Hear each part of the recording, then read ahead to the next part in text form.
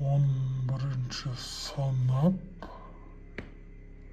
492 БЖП. Бізде 11 сыныпта 2 БЖП болады, 490-да. Бұл бізде экологиялық және адам іс-әрекетінің қоршаған ортаға әсері бөлімі бойынша жиынтық бағалау. Бұл тапсырмада суретке қараңыз, сұрақтарға жауап жазыңыз. Яғни суретте не бейнеленген? Бұл жерде әрине бізде мұздықтарының аумағының кішіреюі картада көрсетіліп тұр. Мұздық еру процесі бірінші суретте, екіншісі кішіреюі көрсетілген. Жылдары да көрсетілген. Келесі тапсырма Б. Осы глобалдық экологиялық проблемаға әкелген себептерді атаңыз және түсіндіріңіз. Кем дегенде 3 мысал келтіру керек. Бірінші,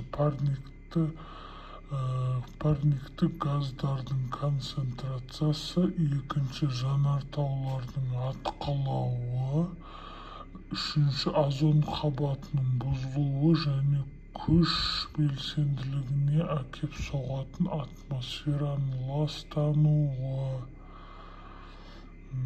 Одан кейін В вариант, тапсырмасы.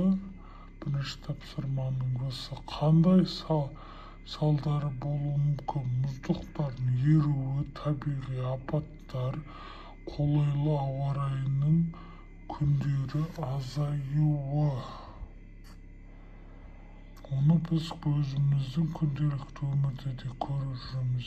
Яғни қыстың жылы болуы, қардың қажетті мөлшерде жаумауы, азайып кетуі. Осының барлығы экологиялық мәселелер. Келесі фотосуреттен Қазақстанның экологиялық проблемаларын анықтаңыз. Бұл жерде 4 сурет берілген. Бұл жерде әрине ең біріншісі атмосфераның өнеркәсіптік кәсіпорындармен ластануы,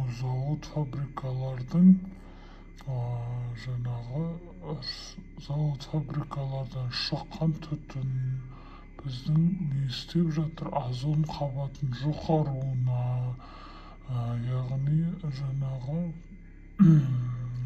ауа райының климаттың бұзылуына алып келеді. Екінші, орман өрттері. Бұл да әрине екінші суретте көрсетілген. Бұл да экологияға әсер етеді. Үшінші, Арал теңізінің құрғауы. Яғни ол үлкен экологиялық апаттардың бірі болып келеді. Келесі, жерді шөлейттенуі, яғни жердің құрғап кетуі, жаңбырдың мөлшерінің азаюы. Бесінші, үлкен қалалардағы түтін. Бізде бұл жерде Алматы қаласы көрсетілген. Яғни Алматы қаласының түтіні ауа райын ластайды. Ол жерде әрине бізде адам көп, көліктерде көп. Сондықтан осындай ауа райы болады. Одан кейін 6-шы, Каспийдегі мұнай. Яғни Каспийде бізде мұнай бар, білеміз барлығымыз. Соның жануарларға кері әсері. Келесі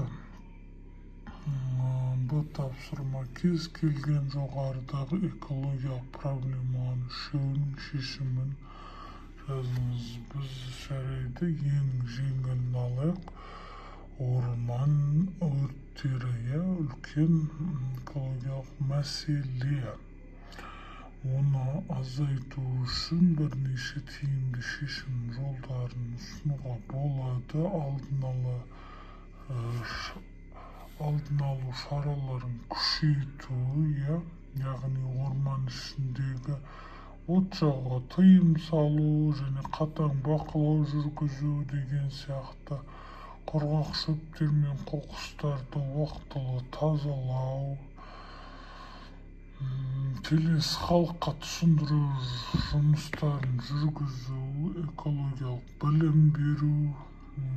Одан кейінгі екінші, ерте анықтау және жедел әрекет ету. Өртті бастапқы кезеңнен тоқтату өте тиімді, яғни өте көп көлемде көп жерге жайылып кетпес үшін алдын алу шараларын ертеден бақылап, ертеден тексеріп, ертеден әрекет жасау деген.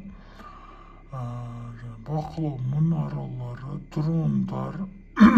Қазіргі жағдайда ең тиімді дрон болуы мүмкін.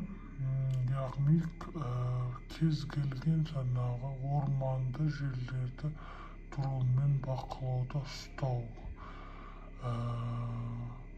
Спутниктер арқылы бақылау, өрт сөндіру қызметтерін заманауи техникамен қамтамасыз ету, жедел хабарлау жүйесін дамыту деген сияқты ұсыныстар айтуға болады. Келесі, орманды қалпына келтіру. Өрттен кейін табиғатқа ағаш отырғызу, өртке төзімді өсімдіктерді көбейту, қорықтар мен ерекше қорғалатын аймақтарды көбейту. Қысқаша айтқанда, мысалы, орман өрттерімен күресу негізгі жолдар алдын алу, тез анықтау және табиғатты қалпына келтіру. Яғни біз бір ағашты кессек, 10 ағаш не істейміз? Егуіміз керек.